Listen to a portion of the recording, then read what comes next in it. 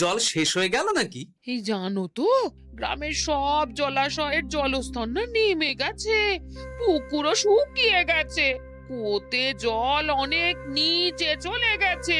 কি যে হবে কে জানে।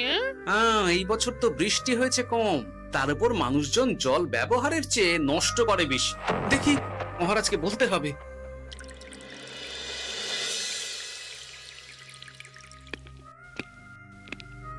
এই তো গোপাল এসে গেছে। শুনেছো, রাজ্যে সকল জলাশয়ে শুধু শুনিনি, চাক্ষুষ দেখেছি, আর এর কারণ ও তার সমাধানও ভেবে এসেছি মহারাজ। তুমি কি বলতে চাইছো সেটা বলো না খোলসা করে। মহারাজ, আসন্ন দিনে জলাভাব মেটানোর একটাই উপায়, তা হলো প্রজাদের উপর কর চাপানো। মহারাজ, আমার ঠাকুরদা বলতেন, যা মেলে মূল্য বিনে তার মূল্য কে আর জানে। আমরা যেহেতু জলের মতো এত মূল্যবান সম্পদ বিনামূল্যে পাচ্ছি, তাই একে গুরুত্ব দিতে শিখিনি। সবাই মিলে দেদার জলের অপচয় করছে।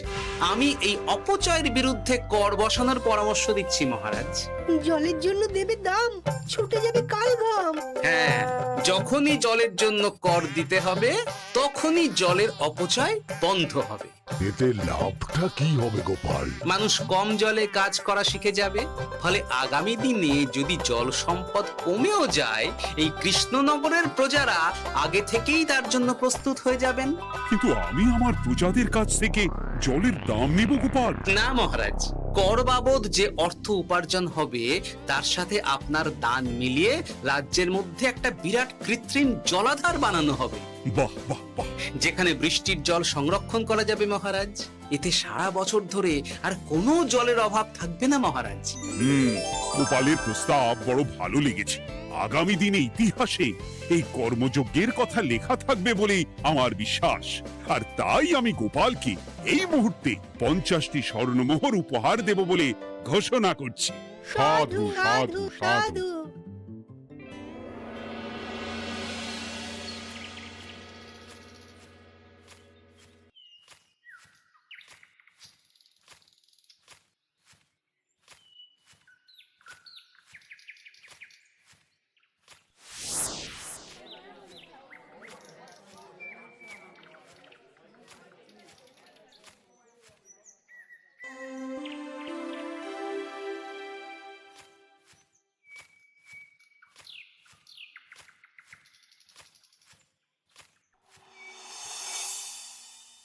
মানে আমার এই এতটুকু স্বাদ তুমি পূর্ণ করবে না? আমি কি নিজের জন্য চেয়েছি নাকি? সবই তো পাবে তোমার মেয়ে আর জামাই। হ্যাঁ, সে বুঝেছি গিন্নি, তাই বলে এতগুলো মুদ্রা আমি খরচ করতে পারবো না। পারবে না? আমি তাঁতির বাড়ি থেকে মেয়ে জামাইয়ের জন্য কয়েকটা শাড়ি আর ভালো পাঞ্জাবি কিনে একটু পাঠাবো। কিন্তু এখন আমার কাছে অত মুদ্রা নেই গিন্নি, পরে পেলে আমি ঠিক তোমার স্বাদ পূরণ করব। আবার বাজে কথা বলার জায়গা পাও না তুমি। এতক্ষণ কোথায় ছিলে গো? আমি বেলায় নদীর পাড়ে গিয়েছিলাম, তখন কমলা আমাকে বলল তোমায় নাকি দেখেছে। কি দেখেছি?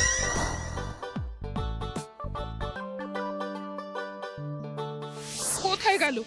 এত বড় মুদ্রা থলে কি হাওয়াতে উবে গেল নাকি? এই রে, এ তো মহা ঝামেলা।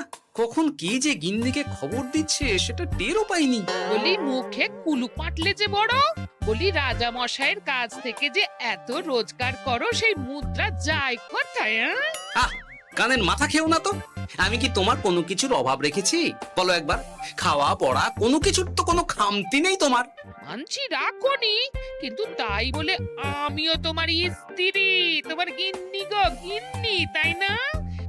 আমার তো জানার অধিকার আছে নাকি যে তোমার উপার্জনের অর্থ করি সব কোথায় যাচ্ছে? জানবে জানবে, সব জানবে। এখন কিছু খেতে দাও দেখি, পেটে ছুঁচোয় ডন বৈঠক মারছে। না, এরপর থেকে আর মহারাজের কাছে উপহার পেলে ওইভাবে খোলা হাটের মধ্যে দিয়ে আসা যাওয়া করা যাবে না।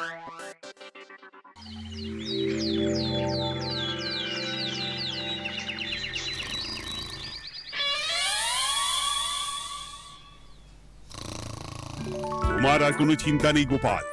আমি তোমার মাসোহারা তো বাড়িয়ে দিলাম, সঙ্গে প্রত্যেক দিন তুমি 10 মোহর করে পারিতোষিক পাবে। এই নাও।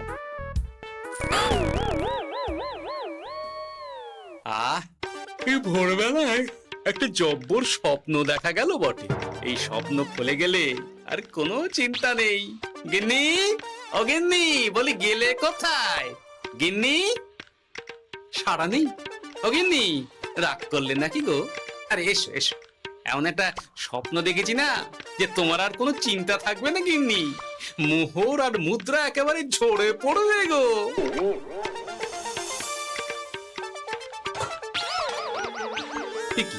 এইসব ফলাহার সাজিয়ে রেখে গেল কোথায় গিন্নি?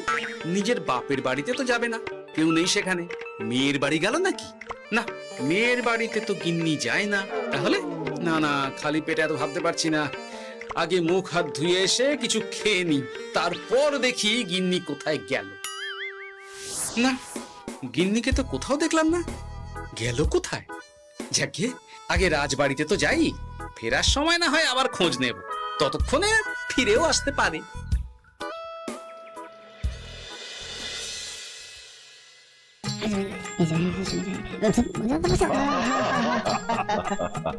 বাহ বাহ বাহ, একেই বোধহয় বলে সঙ্গগুণ। অনেকদিন এত হাসি নিয়ে। যা বলেছেন মহারাজ। হাসির চোটে পেটে ধরছে খিল। কর্তা আর গিন্নিতে দেখছি রয়েছে অনেক মেল।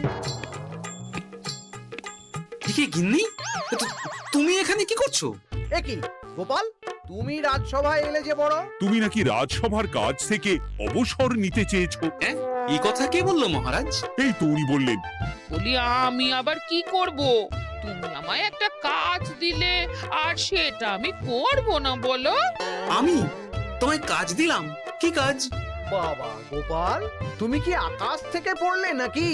তুমিই তো তোমার গিন্নিকে বলে পাঠিয়েছো যে তুমি আর রাজসভার কাজে যোগ দিতে চাও না। তোমার নাকি আর কাজে মতি নেই, তুমি বিশ্রাম চাও। এই রে, গিন্নি দেখি ভয়ঙ্কর চাল দিয়েছে। আমার নামে রাজসভায় এসে এইসব বলেছে। তাই কথা ঠিকই গোপাল, যে তোমার অবসর গ্রহণের কথা শুনে আমি বিশেষ মনমরা হয়ে পড়েছিলাম। কিন্তু তোমার গিন্নি যেভাবে রাজসভায় হাসি মজা হুল্লোড় পরিবেশন করছে, তাতে আমার মনে হচ্ছে এ সাপে বড় হয়েছে। এই বেলা যদি গোপালকে কায়দা করে রাজসভা থেকে তাড়ানো যায়, তাহলে আমার পথ থেকে বিরাট বড় একটা কাঁটা উপড়ে ফেলা যাবে। গোপাল গিন্নি সবার মধ্যে বিলিয়েছেন হাসি, তার জন্য রাজামশাই হয়েছেন ভারী খুশি। হ্যাঁ গোপাল, তাই আমি ঠিক করেছি তোমার স্থানে আমি তোমার গিন্নিকেই বহাল করব। হ্যাঁ, তোমার সঙ্গে ঘর সংসার করে ওর বুদ্ধি বেশ খোলতাই হয়েছে, সেটা বোঝাই যাচ্ছে। এছাড়াও আমাদের অনেক পরামর্শ দিয়ে সাহায্যও করতে পারবে। তাছাড়া উনি মহিলা বলে অন্দরমহলেও যেতে পারবেন, রানীমাও খুশি হবেন বলেই তো আমার বিশ্বাস। কি গোপাল গিন্নি, তোমার এই কাজ করতে কোনো আপত্তি নেই তো? আপত্তি কেন থাকবে মহারাজ? আমি ধন্য আপনি আমায় এত বড় সম্মান দিচ্ছেন বলে। এ তুমি আমার কত বড় সর্বনাশ করলে গিন্নি। তুমি কিনা শেষে আমার চাকরিটাই খেলে। এটা গোপালের জন্য বড় ভালো হলো, তাই না? কোনো কাজ করতে হবে না, কিন্তু রোজগার আগের মতোই থাকবে।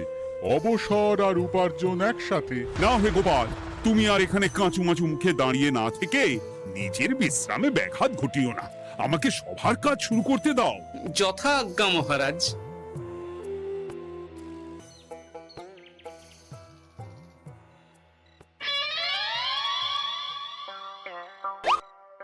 মানে মহারাজ সমস্যার সমাধান করতে দিয়েছেন তোমাকে, আর তার উত্তর দেব আমি? কেন? তুমি আমার চাকরি খাবে আর তোমার সেই চাকরি রাখার দায় নেব আমি? হ্যাঁ হ্যাঁ, নেবে।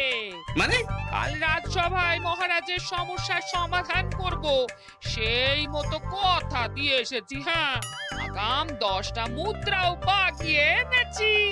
তার থেকে তোমায় একটা মুদ্রা দিলাম। এখন মানে মানে আমাকে উত্তর বলে দেবে, না হলে আমি কেন দেব? আমি পাবো একটা মুদ্রা, আর তুমি আমার কাছে উত্তর জেনে নিয়ে সেটাই বলে পাবে 9 মুদ্রা। কিছুতেই না। বলবে না? না। তাহলে ভালো করে শুনে রাখো, আজ থেকে ঘরের উনুনে হাঁড়ি চড়বে না। চাকরি তো খুইয়েইছো, এবার না খেয়ে প্রাণটা খোয়ানোর জন্য তৈরি হয়ে যাও। হ্যাঁ। ওরে বাবা, এমন কথা কেন বলছো গো গিন্নি? তুমি তো জানো যে খিদে একদম সহ্য করতে পারি না। এখন যদি তুমি এইসব বলো, তাহলে আমার রক্ষে নেই গো। বেশ, তা তাহলে আমি যা জানতে চাইছি শ্বশুর শ্বশুর করে বলে ফেলো দেখি। এ আমি কি শাঁখের করাতে পড়লাম রে বাবা। ঠাকুর, এত দুর্ভোগ লেখা ছিল, ঘরে বাইরে সব জায়গায় এত হেনস্থা যে সহ্য করা যায় না ঠাকুর।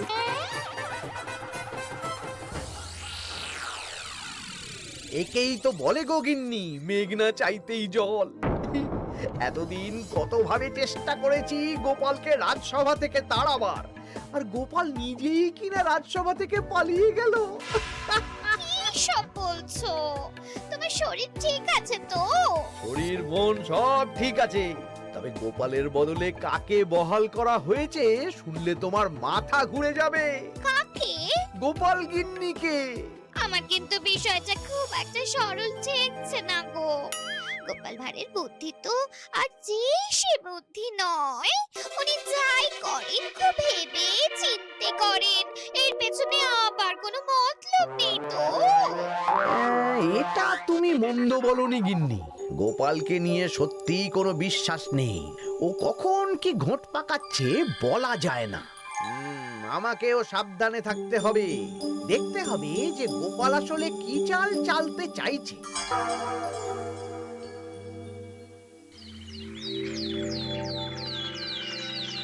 হ্যাঁ গোপাল গিন্নি, এই একটাই প্রশ্ন আমায় সারা রাত ধরে জাগিয়ে রেখেছে।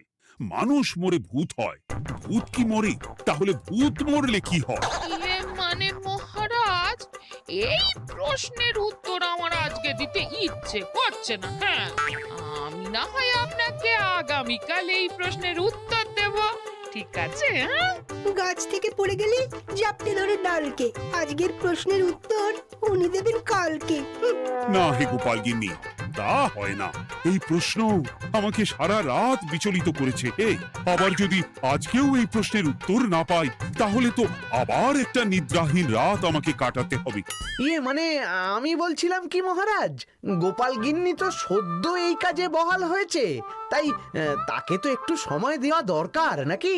কিন্তু প্রশ্নের উত্তর না পেলে যদি মহারাজের শরীর খারাপ হয়, তার দায় কে নেবে মন্ত্রী মশাই? এই রে, এখন আমি কি করব? এ তো মহা বিপদে পড়লাম দেখছি। আচ্ছা মহারাজ, ঠিক আছে ঠিক আছে, আমি এই প্রশ্নের উত্তর দেব, কিন্তু আমার না একটু সমস্যা আছে। খোলা হাওয়াতে গিয়ে না দাঁড়ালে আমার ঠিক মাথা খোলে না, তাই বলছিলাম। তাই না হয় যাও, হাওয়া খেয়ে এসে মাথাটা খোলতাই করে নাও, কিন্তু এই প্রশ্নের উত্তর আমাকে আজকেই দিতে হবে। হ্যাঁ, উফ, এই যে কি সমস্যা! সারাদিন ঘরে বসে থেকে থেকে তো আমার সারা গায়ে বাদ ধরে গেল। সেই সকালবেলা আমাকে ফলাহার করিয়ে দিয়ে গিন্নি তো চলে গেছে রাজবাড়িতে চাকরি করতে। এদিকে আমার যে পেটে কিচ্ছুটি নেই, তার কি হবে?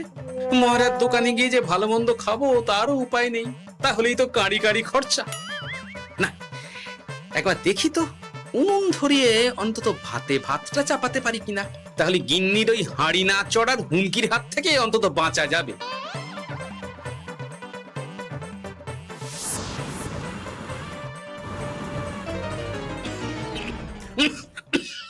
ও বাবা গো, ও বাবা, এত কেসে কেসে সোজা শেষ যাত্রা হয়ে যাবে আমার।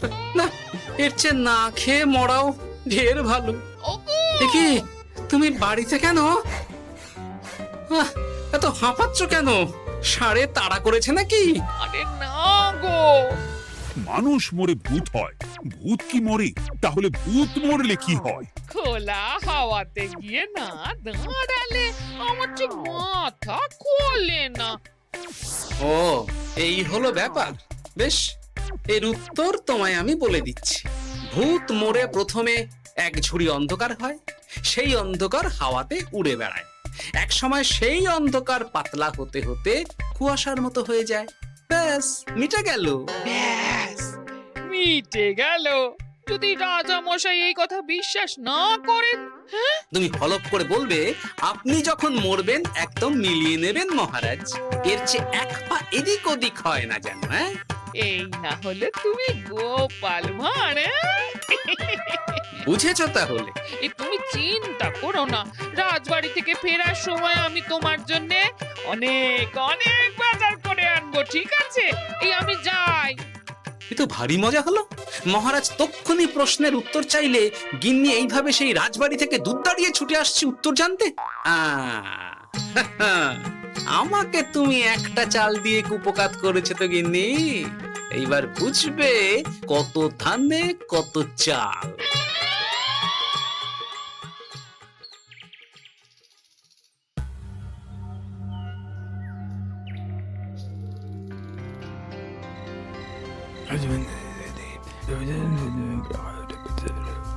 বুঝেছিস তো তোর কাজটা? খুব বুঝেছি গোপাল দাদা।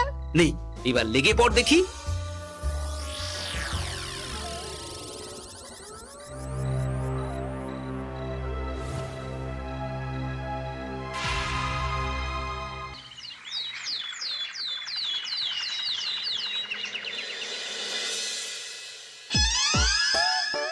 তাহলে আর বলছি কি তোমাদের, সকালবেলায় উঠে দেখি মুখের এই হাল। এই কাণ্ড কি করে হলো মহারাজ? আহ, তার আমি কি জানি। আমি সকালে উঠে আয়নায় নিজেকে এই অবস্থায় দেখে খুব চিন্তায় রয়েছি। গোপাল গিন্নি, আগে মহারাজ, গোপাল থাকলে যে কাজ করতো সেটা তো তোমাকেই করতে হবে, বলতে হবে এর সমাধান কি। হ্যাঁ মানে আমি হ্যাঁ হ্যাঁ, আমার মনে আছে। তোমার তো আবার হাওয়া না খেলে চলে না। যাও যাও, তাড়াতাড়ি হাওয়া খেয়ে এর উত্তর নিয়ে এসো।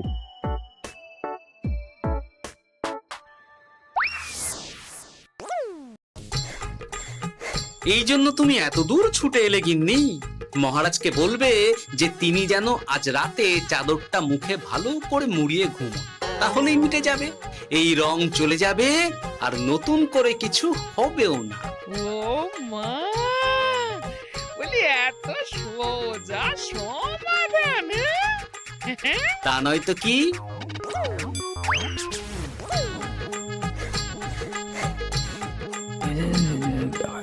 কাল সারা রাত আকাশে একবার দেখলাম চাঁদ উঠেছে, আর একবার দেখলাম ঘোর অমাবস্যা। এর কারণ কি? একই রাতে দুই তিথি হয় কি করে? আর একটা সমস্যা, হ্যাঁ, এটা আগে বললেই তো হতো মহারাজ।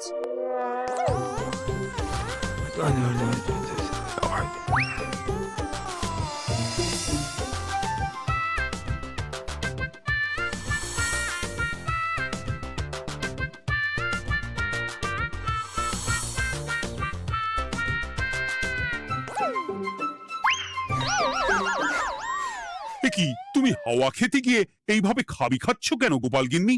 এর কারণ আমি জানি মহারাজ। সে কি কাণ্ড! তুমি কি করে জানলে? গোপাল গিন্নি মোটেও হাওয়া খেতে যায়নি মহারাজ, সে গেছিল নিজের বাড়িতে গোপালের কাছে আপনার বলা প্রশ্নের উত্তর জেনে আসতে। মানে গোপাল গিন্নি তার মানে আমাকে ঠকিয়েছে? তা জানি না মহারাজ, তবে আমার মনে হয় এর পেছনে গোপালের কোনো গভীর ষড়যন্ত্র আছে, না হলে সে এমনটা করবে কেন? আর এক রাতেই আপনার সাথে এতগুলো অদ্ভুত ঘটনা পর পর ঘটবে কেন? বটে, এক্ষুনি গোপালকে ডেকে আনো।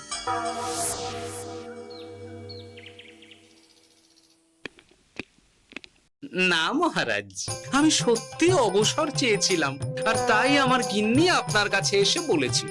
ওর কোনো দোষ নেই মহারাজ। না মহারাজ, আমি মিথ্যে কথা বলেছি। হ্যাঁ, উনি আপনার কাছ থেকে পাওয়া সোনার মোহর নিয়ে বাড়ি যান না, তাই আমি ওকে শায়েস্তা করতে এই ফন্দি করেছিলাম। আসলে মহারাজ, আমি আপনার কাছ থেকে পাওয়া সোনার মোহর জল প্রকল্পের কাজে লাগাবো বলে কিছু জনকে নিয়ে একটা দল গঠন করতে গিয়েছিলাম, আর তাদের কাছেই ওগুলো রেখে এসেছি। এটা যদি আমার দোষ হয় তাহলে আমি ক্ষমা প্রার্থী মহারাজ। সাধু গোপাল, সাধু তোমার উত্তর। এই কাণ্ড! আর এদিকে রাজবাড়ি থেকে বাড়ি, আর বাড়ি থেকে রাজবাড়ি করতে করতে আমার প্রাণ ওষ্ঠাগত হয়ে গেছে মহারাজ। ওহ, আমার ঘাট হয়েছে, আপনি আমায় ক্ষমা করে দিন মহারাজ। এইবার মজার টের পেয়েছ তো গিন্নি?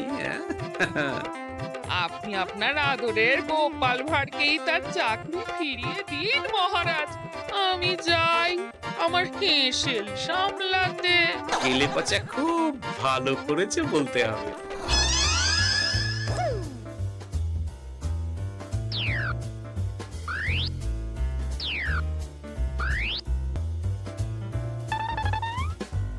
তবে মহারাজ, অমাবস্যা পূর্ণিমা সব আমার বুদ্ধিতেই কেলেপচা করেছিল। আপনার ওই মুখের রং, ওটি একটি বিশেষ রং যার আয়ু একদিন, তাই ওটা এমনিই মিলিয়ে গেছে। হ্যাঁ, সেই বরং ভালো। তুমি তোমার গিন্নিকে নিস্তার দাও গোপাল। তাছাড়া আমিও আমার গোপালকে ছেড়ে আর থাকতে পারছি না। যথা আজ্ঞা মহারাজ। আমারও যে আর এই অবসর ভালো লাগছে না মহারাজ। গোপাল ছাড়া রাজসভা যে লাগে ফাঁকা ফাঁকা, তাই তো আবার চাকরিতে তাকে বহাল রাখা।